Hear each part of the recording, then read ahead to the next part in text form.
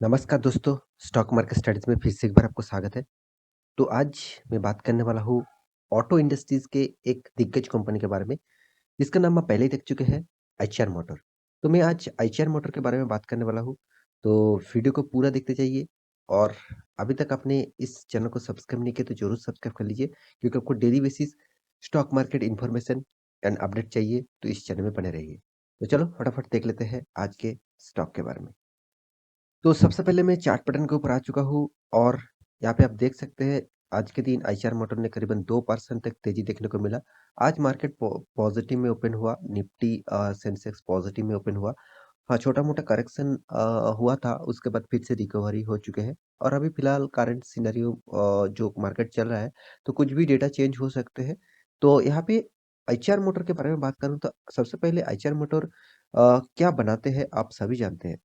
इस कंपनी का जो ब्रांड है मतलब इस कंपनी का जो प्रोडक्ट है, आप यहाँ पे खुद देखेंगे तो आप रॉयल एनफील्ड जो यूज़ करते हैं, उसका ब्रांड ही यहाँ पे बनाते हैं। यहाँ पे आप देख सकते हैं रॉयल एनफील्ड ब्रांड। तो रॉयल एनफील्ड ब्रांड जो है वो 250 सीसी से 750 सीसी तक क्लासिक, बुलेट और हिमालयन इस तरीके से प्रोडक्ट बनाते हैं। और 60 प्लासेस कंट्री में बेचते हैं मतलब कंपनी का बिजनेस मॉडल एक बार समझ लीजिए। कंपनी सिर्फ इंडिया में नहीं 60 प्लासेस इन मतलब वर्ल्ड ओवर वर्ल्ड में 60 प्लासेस कंट्रीज में कंपनी बेचते हैं इसका प्रोडक्ट। साथ ही साथ और एक चीज आपको यहाँ पे जरूर नोट डाउन करना होगा। जो चीज मैं आपको जरूर दिखाऊंगा साथ ही साथ कंपनी क्या बनाते हैं? हेवी व्हीकल भी बनाते हैं, बसेस भी बनाते हैं, मोटरसाइकिल तो बनाते ही है, साथ ही साथ बसेस भी बनाते हैं और साथ ही साथ और ट्रक्स भी बनाते हैं और हेवी व्हीकल के ऊपर भी मार्केट करते हैं। भाई मार्केट शेयर्स जो है यहाँ पे देखिए मिड साइज मोटरसाइकिल सेगमेंट से 95% का रेवेन्यू जनरेट होता है। मतलब सबसे ज्यादा रेवेन्यू इसका मोटरसाइकिल से ही मतलब आते हैं अभी। और यहाँ पे देखिए कमर्शियल जो व्हीकल्स है 14% और 125 सीसी सेगमेंट में 26%। और यहाँ पे देख देख सकते हैं डोमेस्टिक जितने सारे एलएमडी जो गाड़ियां हैं उनमें से 29% यहाँ पे कहाँ से आते हैं, रेवेन्यू आते हैं। तो आईआर एचडी टैक्सेस जो एचडी टैक्सेस है 5.1% का वहां पे रेवेन्यू आते हैं। तो कंपनी का बिजनेस मॉडल सबसे पहले आपको समझना पड़ता है, तभी आपको पता चलेगा कंपनी किस तरीके से काम कर। तो आज के दिन का इस तरीके से परफॉर्मेंस होने का जो कारण है, जो रीजन है, उस रीजन का तो जरूर मैं यहाँ पे बताने वाला हूँ।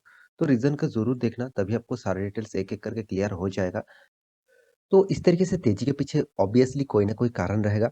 ऑब्वियसली यहाँ पे कारण है, कंपनी का कारण जो है वो क्वार्टर थ्री का रिजल्ट। कंपनी क्वार्टर थ्री का रिजल्ट यहाँ पे पब्लिश किया है, तो किस तरीके से रिजल्ट हुआ है वो भी आपको देखना चाहिए।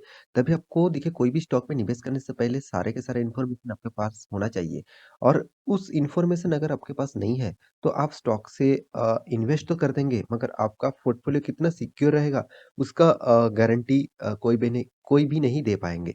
तो यहाँ पे कंपनी का जो रिजल्ट आया उसके बारे में थोड़ा-सा बात कर लेता हूँ। कंपनी किस तरीके से रिजल्ट किया, कंपनी का एस्टीमेट जो था वो मतलब एस्टीमेट ब्रेक कर पाए कि नहीं पाए उसके बारे में भी बात करूँगा।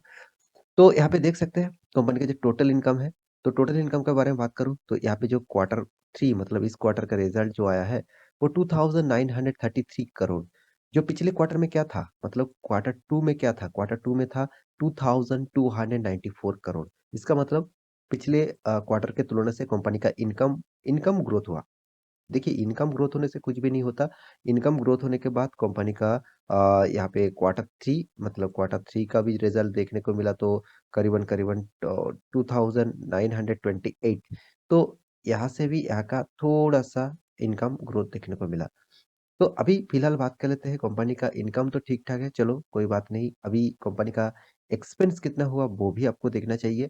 तो टोटल एक्सपेंस के बारे में बात करूँ तो टोटल एक्सपेंस जो हुआ कंपनी ने 2371 करोड़ का टोटल एक्सपेंस किया, जो पिछले क्वार्टर में था 1800 करोड़, पिछले सालों में था 2270 करोड़।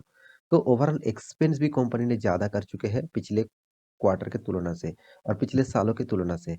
तो कंपनी अभी टैक्सेस पे करने के बाद हाथ में क्या बचा वो भी देखना चाहिए। Net profit for the period. देखिए एक्चुअली देखा जाए कंपनी जिस तरीके से काम कर रहा है जिस तरीके से काम कर रहा है मुझे बहुत अच्छा खासा लगता है इस कंपनी, क्योंकि देखिए कंपनी हर क्वार्टर में प्रॉफिट करता है। मैं आपको पूरा डिटेल्स दिखाऊँगा तभी आपको पता चलेगा कि कंपनी किस तरीके से प्रॉफिट किया है।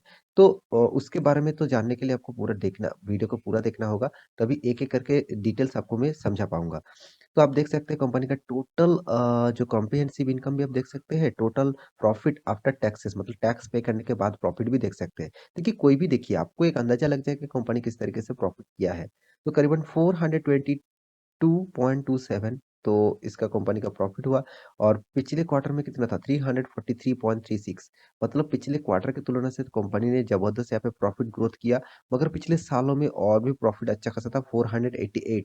तो इसी का नजरिया और यहाँ पे देखिए जो एस्टिमेट किया गया है, एस्टिमेट देखिए एस्टिमेट क्या होता है, कंपनी बिजनेस स्टार्ट करने से पहले एक एस्टिमेट करते हैं, एक फाइनेंशियल एक रिपोर्ट बनाते हैं जिस रिपोर्ट में लिखा जाता है कि पिछले क्वार्टर में पिछले सालों में किस तरीके से रिजल्ट हुआ मतलब किस तरीके से परफॉर्मेंस कंपनी किया, किस तरह सेल किया, कितना प्रॉफिट किया, कितना एक्सपेंस किया, उसको हर चीज को ग्रोथ करना है, हर चीज को मतलब एक्सपेंस को कमाना है मतलब कम करना है और जो इनकम है उसको बढ़ाना है, इस तरीके से एस्टिमेट किया जाता है। तो मुझे लगता है पिछले सालों में जो क्वार्टर का जो रिज़ल्ट था, वो रिज़ल्ट अच्छा खासा था, तो इसीलिए एस्टीमेट थोड़ा-सा मिस हो चुके हैं और पिछले क्वार्टर की तुलना से ज़्यादा प्रॉफ़िट हुआ है। तो यही 2 कारण से लिए आज के दिन मार्केट जो ओपन हुआ, एक गैप डाउन में ओपन हुआ, उसके बाद देखिए अच्छा खासा रिकवरी किया। देखिए अच्छा खासा कंपनी हमेशा रिकवरी कर लेंगे, अच्छा खासा कंपनी में आप बने रहे हैं, मतलब अच्छा खासा कंपनी के ऊपर आप निवेश करके रखे हैं, तो आपको डरने का कोई बात नहीं क्योंकि उस तरीके से कंपनी आपको हमेशा प्रॉफ़िट दे मतलब दे ही जाएँगे।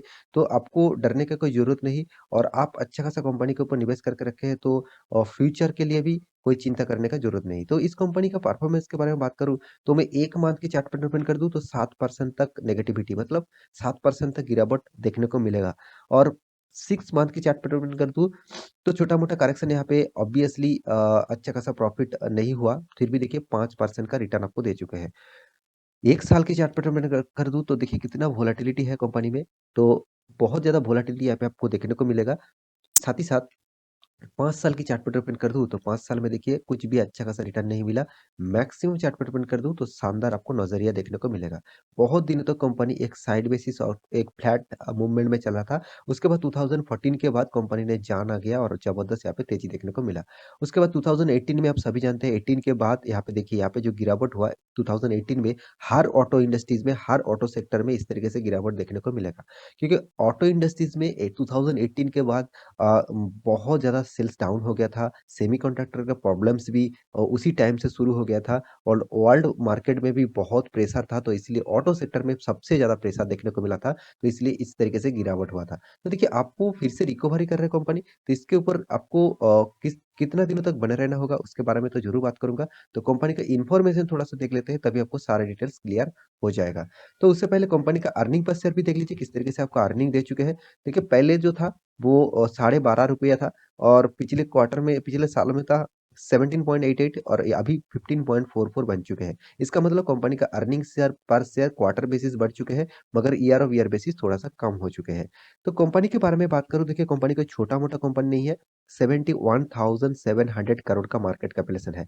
तो कंपनी जिस इंडस्ट्री से बिलॉन्ग करते हैं ऑब्वियसली ऑटो सेक्टर से बिलॉन्ग करते हैं और दूसरा बात कंपनी ऑटो सेक्टर से बिलॉन्ग करने के बाद भी कंपनी ज़्यादातर देखा जाए तो टू व्हीलर अभी बना रहा है, वो भी आपको मैं पहले ही बता चुका हूँ, रॉयल एनफील्ड इसका ब्रांड है। रॉयल एनफील्ड का बहुत सारे ब्रांड प्रोडक्ट कंपनी बनाते हैं, मतलब अलग-अलग बाइक्स बनाते हैं। कंपनी का रिटर्न ऑफ कैपिटल एम्प्लॉयड जो है वो 16.6% है और रिटर्न ऑफ इक्विटी कितना है 12%। मतलब दोनों ही एक एवरेज और अच्छा खासा लेवल में देखने को मिला। कंपनी का फेस वैल्यू देखिए 1 रुपया, मतलब कंपनी स्प्लिट भी कर चुके हैं और स्प्लिट नहीं कर सकते। आपको प्राइस रेंज को मतलब कमाना है, मतलब डाउन करना है तो 50% डाउन करना है तो आपको बोनस ले आना पड़ेगा। तो कंपनी का देखिए डेप्थ जो है, मेरे सबसे पसंदीदा चीज़ यही सबसे मैं पहले देखता देखता आया हूँ, क्योंकि कंपनी का जो कर्ज़ा है, वो ना के बराबर है। क्योंकि कंपनी की एनुअल इनकम देखिए 1347 करोड़। इसका मतलब क्या है? कंपनी टोटली डेब्ट फ्री आप बोल सकते हैं, ना के बराबर डेब्ट। इस तरीके से डेप्थ कुछ फ़र्क नहीं पड़ेगा कंपनी के ऊपर। तो कंपनी का जो कैश फ्लो है 1176 करोड़ कंपनी के पास कैश फ्लो है। इस बात को भी आपको ध्यान रखना होगा, इस बात को भी आपको ऑब्ज़र्व करना होगा। तो देखिए कंपनी किस तरीके से काम कर रहा है, किस तरीके से प्रॉफ़िट कर रहा है, वही तो आपको सारे के सारे फुलफ़िल कर देंगे, सारे के सारे डेटा आपको क्लियर कर देंगे कि कंपनी फ्यूचर के लिए कितना दिन रह सकते हैं। तो कंपनी ईपीएस के बारे में बात करूँ तो अर्निंग पर शेयर 58% और सबसे जो बड़ी बात लगे इस कंपनी का देखिए कंपनी नंबर 1 पोज़ीशन में नंबर 1 क्यों बता रहा हूँ?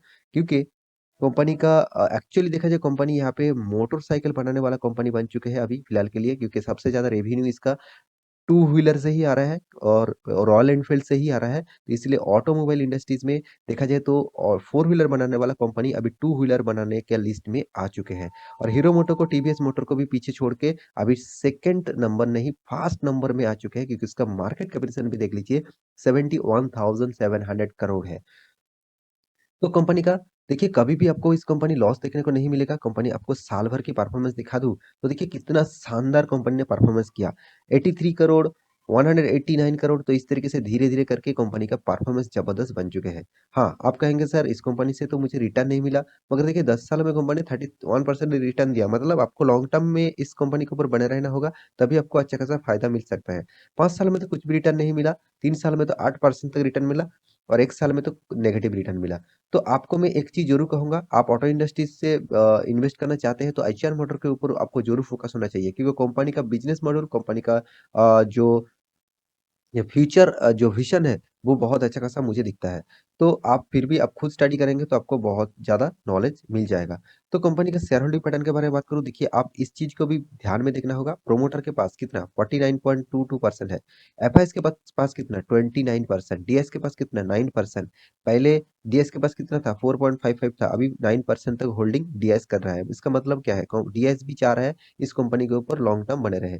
तो पब्लिक के पास कितना 11.50% मतलब सबके पास इस कंपनी का हिस्सेदारी है। जो कंपनी के ऊपर सबके पास ज़्यादा सेम टू सेम देखा जाए तो हिस्सेदारी रहेगा, उस कंपनी के ऊपर आपको ज़्यादा पॉजिटिविटी होना चाहिए।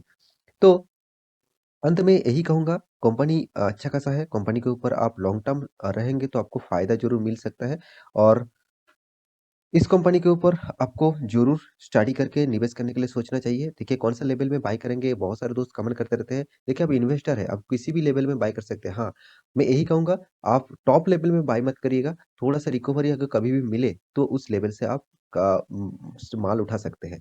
तो आशा करता हूँ सारी जानकारी आपको मिल चुका है, तो मेरा वीडियो अच्छा लगे तो लाइक करना, दोस्तों के साथ शेयर करना और इस चैनल को सब्सक्राइब भी करना। मिलते हैं नेक्स्ट टॉक लेके, तब तक के लिए अच्छे से रहिए, अपना ख्याल रखिए। Bye bye.